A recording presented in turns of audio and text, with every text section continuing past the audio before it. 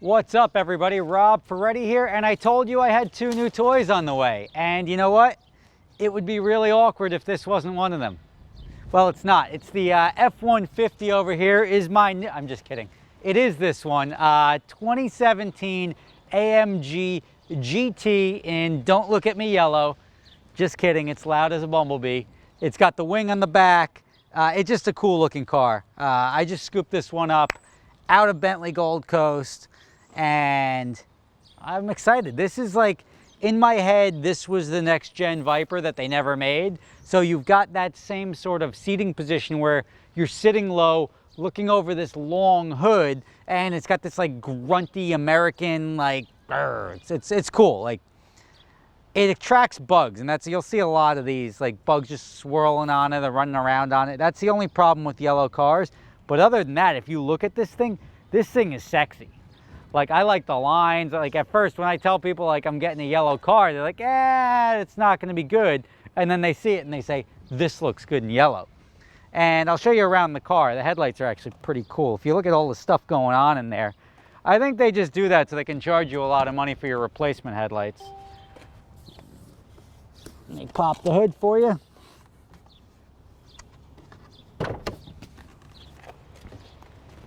Be great if it said Mopar under here.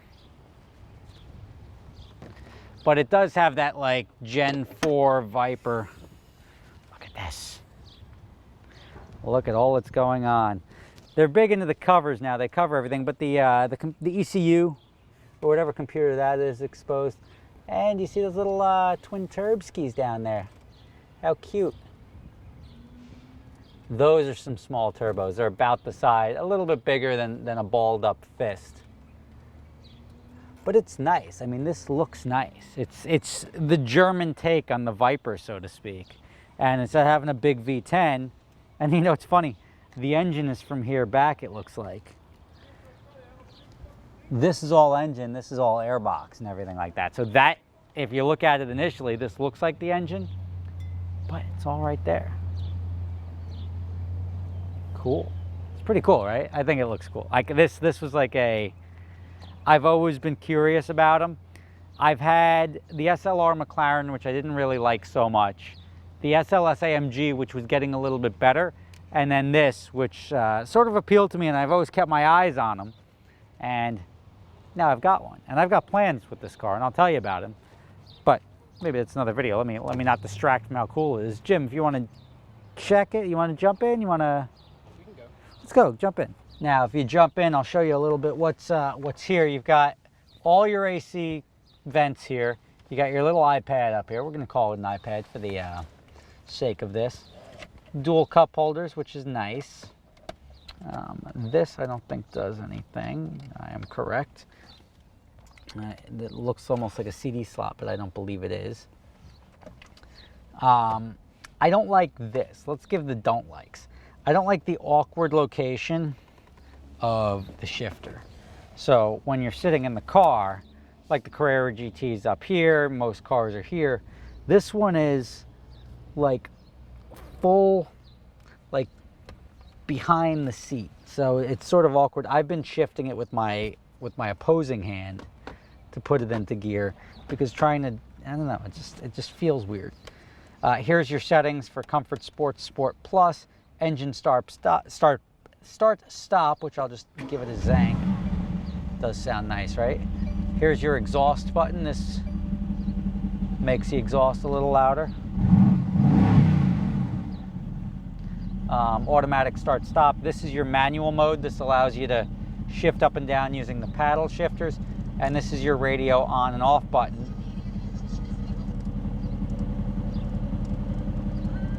AC controls. Up here is where you have the heated seats. Look at this. They're on the roof. Your 4-ways. Turn the parking sensors on and off. And look at this, it's even got a little glass roof, which is nice. You can see the sky up there. Your SOS button, which hopefully you'll never need. Some reading lights, exterior lights, all nonsense. It's got, I want to call it a roll bar back there, but it's not. It's just like a decorative metal bar. In here, you have where you can put your key, and then you also have, this is for the cup holders if you want to separate them. You have an SD card slot and then 2 USB ports. And the USB ports, they charge very quickly, and that's important. A lot of cars you plug in and it just like barely maintains, or it even goes down. Here on this thing, you have either the joystick to sort your way through, or you can just use this little touchpad as if it was a mouse. See, up, down, up, over, over. Check out the vehicle. Boom, give me that. So like you could do a couple of cool things. It's nice to have that. I've never been a huge fan of this setup, but I know it's pretty popular. Here's the send it button right here. That turns off traction control. Sport Plus. Sport Plus, you can hear it kick the exhaust. I like that. It's showing you some stuff that's going on. It's got the exhaust in growling mode.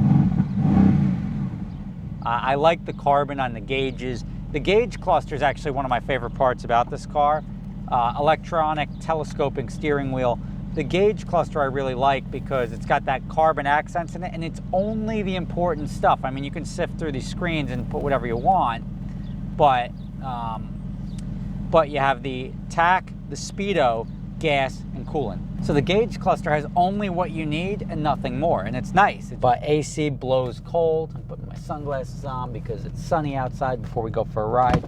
Let me show you the other things that I like about it, namely just the little body kit.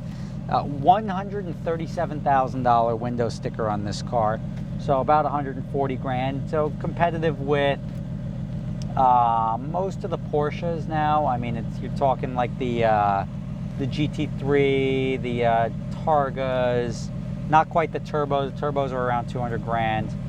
R8 NSX-ish, but you can get these things plus minus 100 to 110, which is nice. They're very cool cars in that price category because they're new, they come with warranty, you can get them with low miles, and they're just proper exotics. I mean, you look at them and they look cool.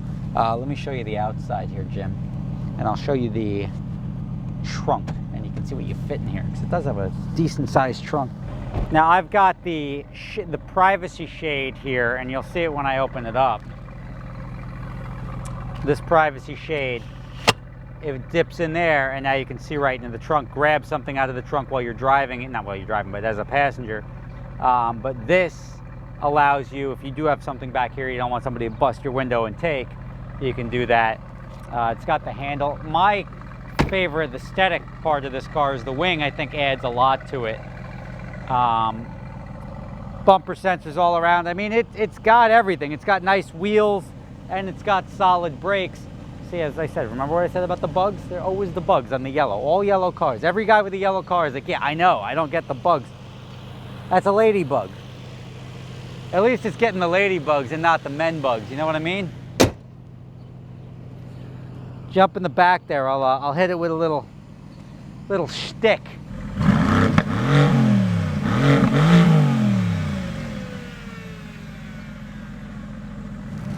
Now, for a turbo car, not half bad. It's got a growl to it, a little grunt to it. This is what replaced the yellow Cadillac. You'll find out soon enough what replaced the Miata.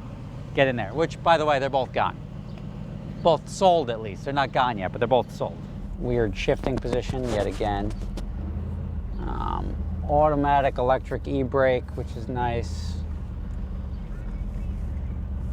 Ride height's good, doesn't really scrape in the front or have any issues like that.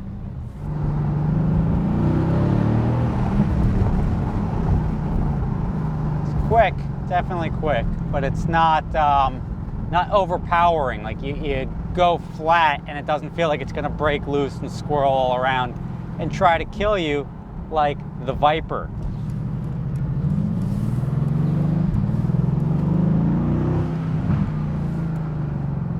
Brakes are really nice.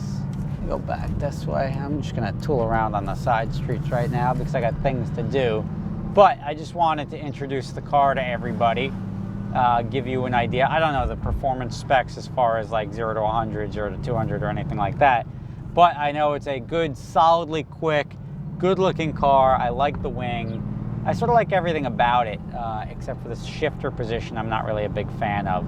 But probably one of the better pickups you can get at right around a hundo.